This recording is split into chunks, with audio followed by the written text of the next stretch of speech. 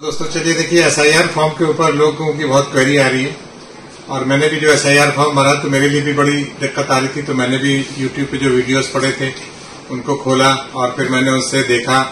अक्सर बीच बीच में फिर प्रॉब्लम आई तो उन वीडियो को 2-3 बार मुझे देखना पड़ा। तो इसीलिए मैंने सोचा कि मैं भी एसआईआर फॉर्म कैसे भरेंगे और इसमें क्या क्या आपको डॉक्यूमेंट चाहिए होंगे इसके बारे में आपको वीडियो बना के दिखाऊं।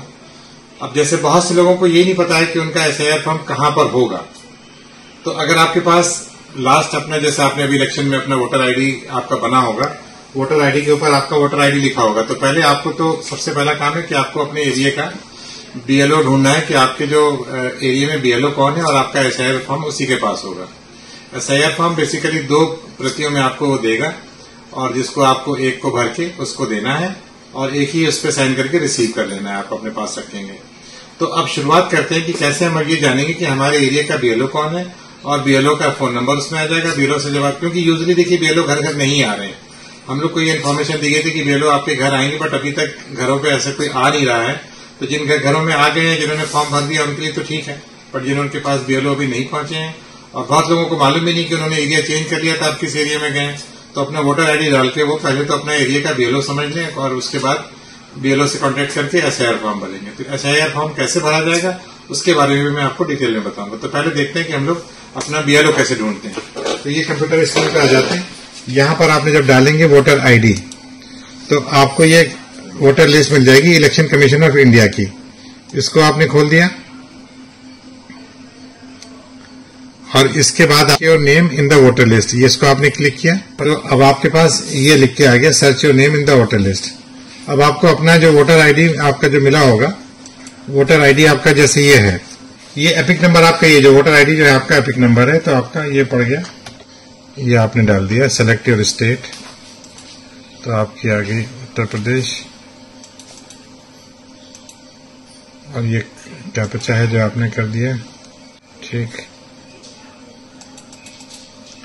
इसको आपने सर्च में डाल दिया।